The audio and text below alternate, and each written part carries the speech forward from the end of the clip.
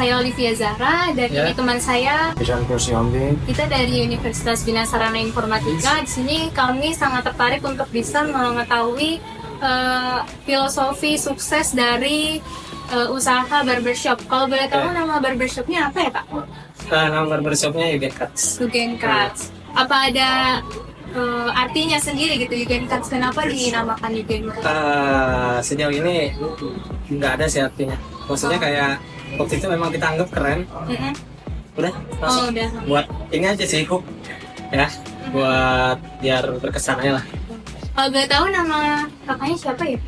Dias. Dias, Panggil Dias. Oke, baik. Sebelum itu saya pengen nanya, dari usaha ini apa sih yang membuatnya unik dari usaha-usaha barbershop lain? Pertama konsep ya, rata-rata barbershop tuh ngambilnya dia klasik, konsep klasik atau konsep Europe kan, Eropa. Nah kita ini, kalau kita pribadi yang ini unik ya, kalau ini menurut pandangan orang-orang aja dulu ya, karena saya juga sering banyak dapat review kan dari orang-orang. Itu konsepnya lebih menarik, elegan, simple tadi. Itu sih. Menarik itu lebih ke kayak apa ya, jadi dia benar-benar dapat feel experience yang berbeda dari si Yugen ini. Kalau tempat cukur lain mungkin tempat cukur udah selesai, hasil bagus sudah. Nah kalau dia kayaknya dapat kenyamanan juga, dapat apa namanya, perbedaannya juga lah. Itu sih paling. Biar buat konsumen juga semakin nyaman juga. Ya itu. Kalau proses operasinya ini sejak kapan ya, Kak? Kalau Yugen tuh udah dari 2018. Bulan Maret. 2018. Grand opening bulan Maret 2018. Lumayan lama ya guys. Nah kalau dari aspek legalitasnya nih, kira-kira barbershop ini bisa mengelola resikonya ini bila terjadinya ada cedera atau misalkan reaksi yang merugikan konsumen? Apa ya, tindakan apa yang harus dilakukan? Sejauh ini kan kita emang belum scale up ke perseroan terbatas ya, belum PT nih. Jadi sejauh ini masih dalam kolektif.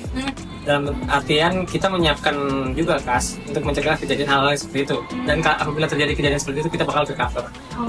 Karena memang sudah ada di perjanjian kontrak sama karyawan di sini nanti tadinya. Iya. Itu sih paling.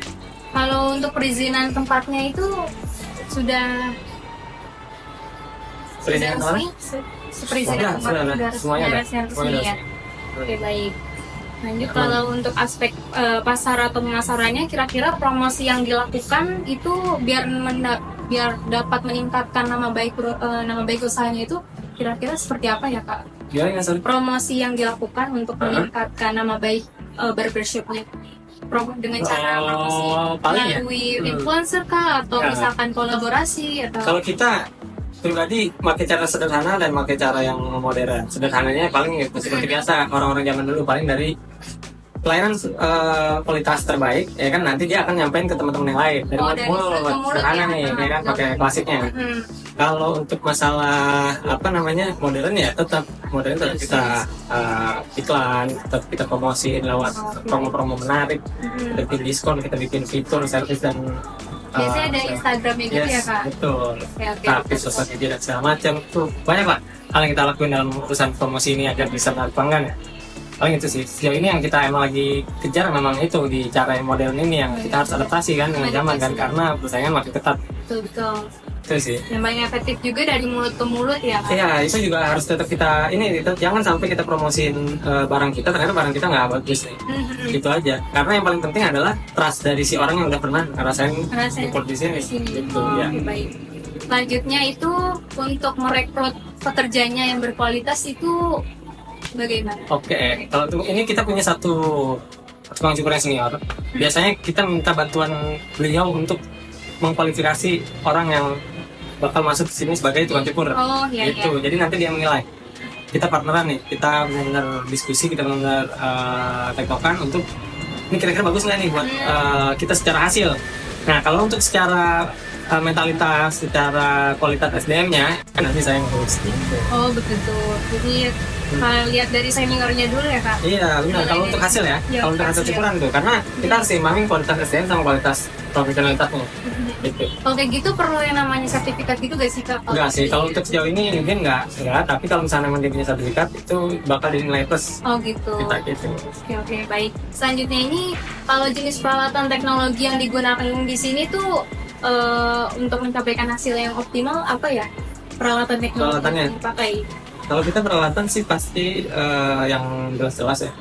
Kita kalau untuk yang emang apa namanya digital, untuk yang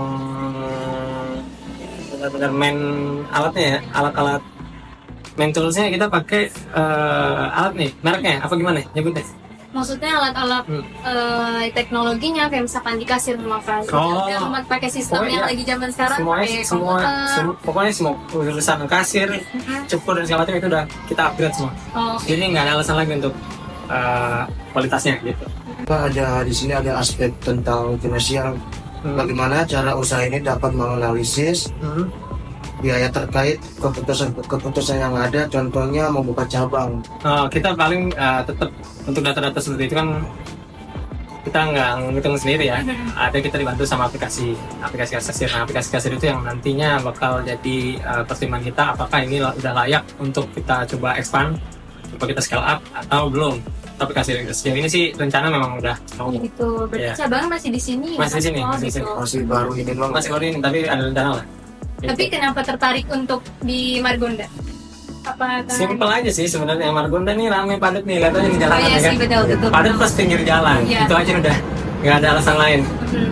Jadi udah apa ya, udah jadi kayak nggak pikir panjang lah. Ditambah tempatnya waktu itu kita dapat negosiasi murah. Udah ya. Selanjutnya di sini ada aspek dan sosial. Pertanyaannya bagaimana cara barbershop bisa meningkatkan Mhm. keterlibatan dalam komunitas. Contohnya ini kayak menciptakan nilai tambahnya, Pak. Contohnya gitu. Memperkuat hubungan Iya. sesama pelanggannya Iya. itu Oh, oke. apakah ada? Kita selain memperkuat hubungan dengan pelanggan ini biasanya yang loyal ini pasti kita kasih sebuah apa ya, keistimewaan ya. Istimewa? Kalau yang emang customer setia itu yang pertama. Nah yang belum pun kita tetap kasih promo-promo menarik dan Oh, promo-promo. sisanya itu kayak misalnya aspek sosial dalam urusan yang bukan sesama customer kayak sesama lingkungan, Mhm.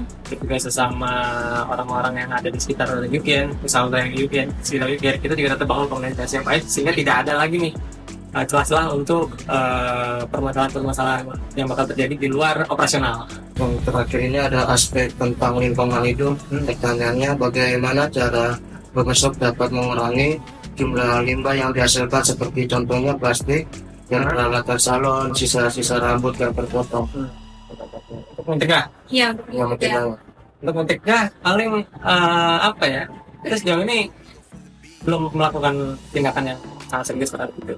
Tapi kita menyerahkan dengan apa namanya wajib pihak yang berwajib di lingkungan kayak RT/RW ini punya pengelolaan sampahnya sendiri. Jadi kita iya. apa kita langsung dibawa sama dia. Iya. Nah, gitu. Udah sih cukup segitu. Itu aja. Iya. Oke. Terima kasih banyak. Sama-sama. Guys, yang rumahnya di dekat Depok atau Jakarta boleh banget nih mampir ke barbershop di Margonda yaitu Yugenka. Dan jangan lupa ya follow IG-nya Yugenka yang ada di bawah sini.